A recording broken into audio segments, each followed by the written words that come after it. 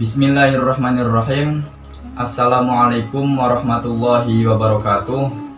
Marhaban ya Ramadan.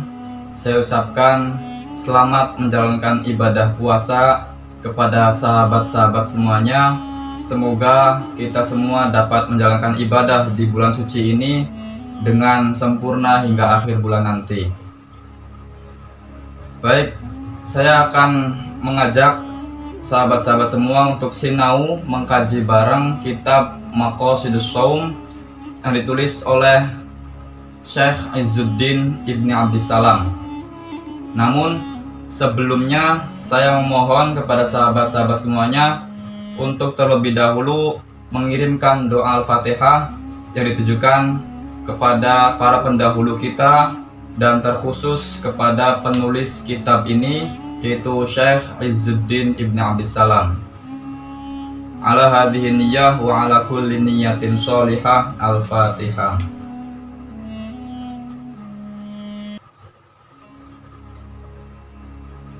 Baik, langsung saja kita mulai mengkaji kitab Maqasidus Shaum, atau kitab yang menerangkan tentang tujuan-tujuan ibadah puasa. Bismillahirrahmanirrahim. Wa sallallahu ala sayyidina Muhammadin wa ala alihi wa sallama taslima. Qala Syekh Al-Faqih Al-Imam Al-Alim As-Sayyid Al-Fadil Muftil Muslimin Baqiyatus Salafis Sholih Izzuddin Abu Muhammad Abdul Aziz bin Abdissalam bin Abil Qasim As-Sulami Asy-Syafi'i hafidhahullah wa abqah wa radhiyallahu wa ardah bimannihi wa karamih. Salawat serta salam semoga tercurahkan kepada baginda Nabi Muhammad SAW dan beserta keluarganya. Berkata seorang guru yang ahli fikih, seorang imam yang alim, seorang pemimpin yang utama, dan seorang mufti di kalangan muslimin, dan juga pengikut ulama salafus sholeh, yaitu Syekh Izzuddin Abu Muhammad Abdul Aziz bin Abdissalam bin Abil Qasim As-Sulami Asy-Syafi'i. Izzuddin merupakan alam laqab yang artinya adalah kebanggaan agama, sedangkan Abu Muhammad merupakan alam kunyah. Nama asli beliau adalah Abdul Aziz bin Abdissalam bin Abil Qasim As-Sulami Asy-Syafi'i. Beliau merupakan pengikut madhab Imam Syafi'i. Semoga Allah menjaga beliau dan meridhoinya dengan keutamaan dan kemuliaan.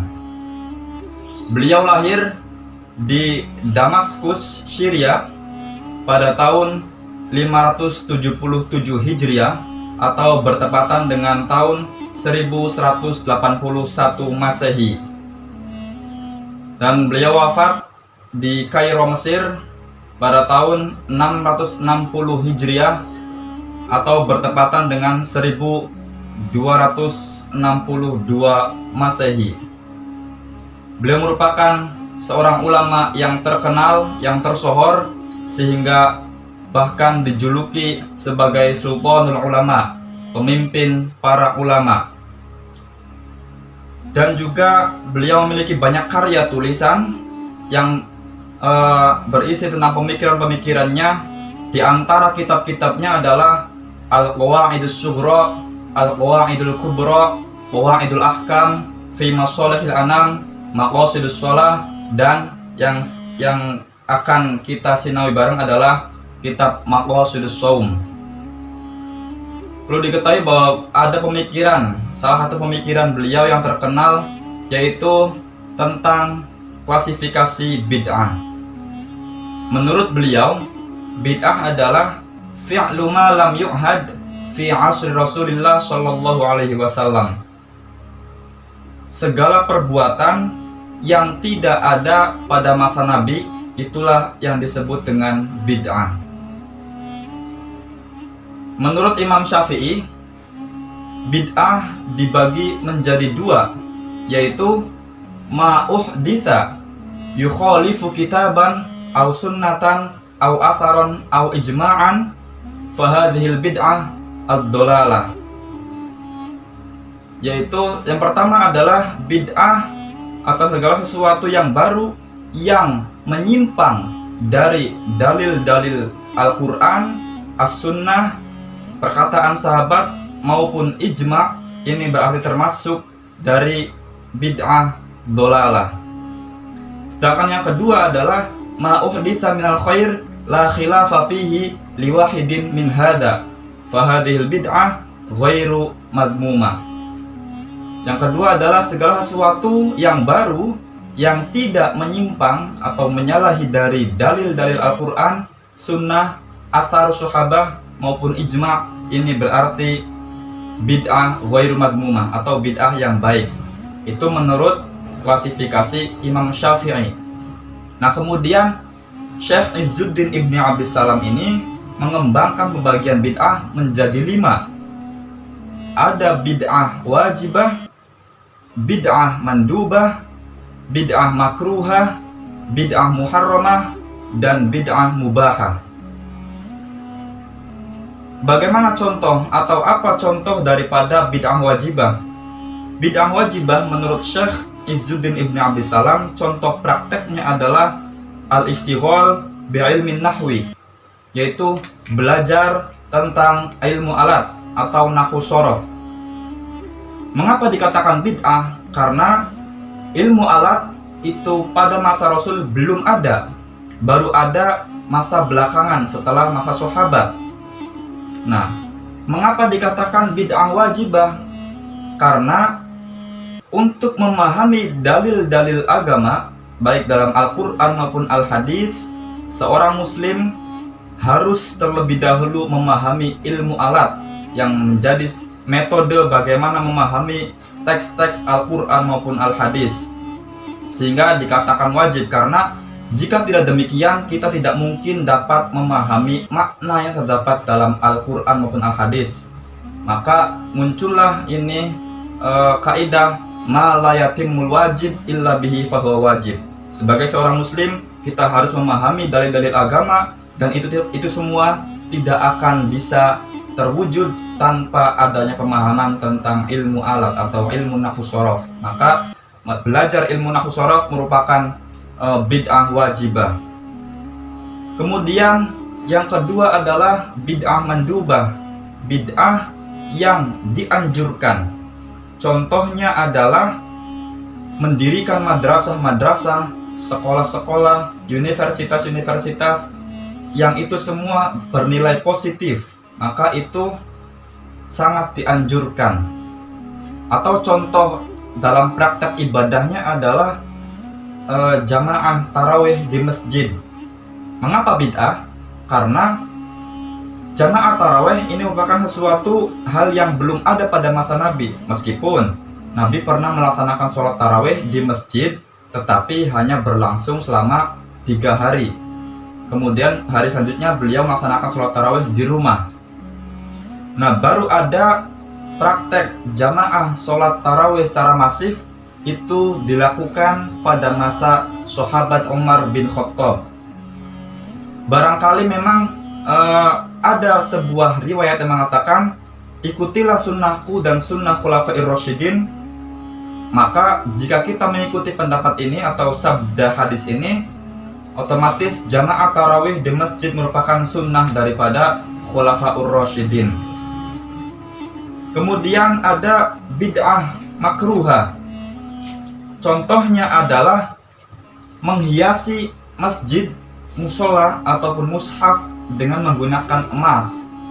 Bisa jadi ini alasannya adalah karena dinilai berlebihan, atau juga hiasan-hiasan itu dapat mengganggu fokus dari para jamaah yang ada. Kemudian bid'ah muharramah. Apa praktek contohnya? Yaitu bid'ah yang dilakukan dan itu sangat jelas menyimpang dari dalil agama. Contohnya menambahkan rakaat sholat subuh menjadi 3, zuhur menjadi 5, maghrib menjadi 4 misalkan. Itu merupakan bid'ah dolalah, bid'ah muharramah. Atau dalam sebuah contoh yang dipaparkan oleh Syekh Izzuddin Ibn Abdissalam dalam kitab Qawaidul Ahkam fi Masalih Anam. Contohnya adalah lahirnya komunitas-komunitas Jabariyah, Qadariyah, Murji'ah, Mujassimah, itu merupakan bid'ah muharramah. Dan yang terakhir adalah bid'ah mubahah. Contoh prakteknya adalah berjabat tangan pasca jamaah sholat di masjid. Kita perlu membaca bahwa sholat jamaah itu memiliki dimensi sosial, bukan hanya spiritual, tetapi punya dimensi sosial, sehingga baik adanya jika dilakukan berjabat tangan itu semakin merekatkan tali silaturahim antar sesama. Dan satu hal yang mubah, jika diniati untuk hal yang kebaikan, itu bisa berubah hukumnya menjadi mandubah atau berpahala. Itulah sekilas pemikiran Syekh Izzuddin Ibn Abdissalam yang populer di kalangan umat Islam. Kemudian kita masuk dalam pembahasan kitab Shaum wa fihi 'asyratu fusulin. Kitab ini di dalamnya terdapat 10 fasal. Al-faslul awal fi wujubihi. Fasal yang pertama menerangkan tentang kewajiban-kewajiban berpuasa atau dalil-dalil dari diwajibkannya ibadah puasa. Qala Allah Ta'ala wa 'azza wa jalla, ya ayyuhalladzina amanu kutiba 'alaikumussyiyam kama kutiba 'alal ladzina min qablikum la'allakum tattaqun. Allah berfirman dalam Al-Qur'annya ayat ya ayyuhalladzina amanu kutiba 'alaikumussyiyam kama kutiba 'alal ladzina min qablikum la'allakum tattaqun. Wahai orang-orang yang beriman, diwajibkan atas kalian untuk berpuasa sebagaimana diwajibkannya kaum-kaum sebelum kalian. Tujuannya adalah la'allakum tattaqun, supaya kalian semua bertakwa. Menarik untuk ditelisik bahwa diksi yang dipilih dalam ayat ini adalah kutiba, bukan furido, bukan wujiba.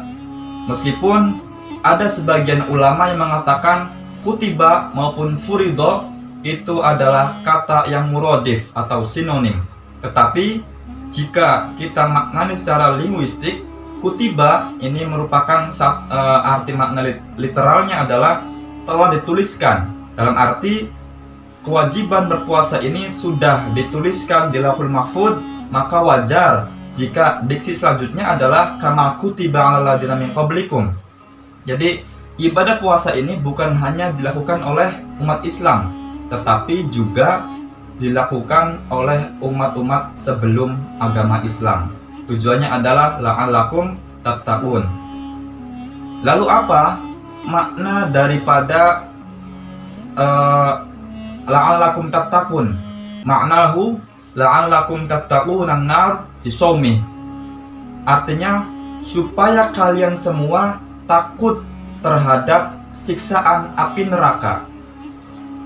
Fa inna shaumahu sababun li ghufranid dzunub al-mujibah lin-nar. Karena dengan berpuasa itu menjadi salah satu sebab dihapuskannya dosa-dosa kita, yang dosa-dosa itu dapat menjadikan sebab siksa neraka. Oleh karenanya kita diwajibkan untuk berpuasa supaya kita terhindar dari siksaan neraka. Wa fi shahihain anin nabiy sallallahu alaihi wasallam annahu qala buniyal islamu ala khamsin ala an ta'budallaha wa takfura bima dunah wa iqamis shalah wa ita'iz zakah wa hajjil bait wa shaumi ramadan. Disebutkan dalam kitab Shahihain, kitab Sahih Bukhari Muslim, bahwa Nabi bersabda, agama Islam itu dibangun di atas 5 pondasi dasar, yaitu beribadah, mengimani kepada Allah Subhanahu wa taala dan menegasikan segala kekuatan selain Allah. Kemudian mendirikan sholat, menunaikan zakat, melaksanakan haji bagi orang yang mampu, dan melaksanakan ibadah puasa di bulan Ramadan. Itulah 5 pondasi dasar agama Islam.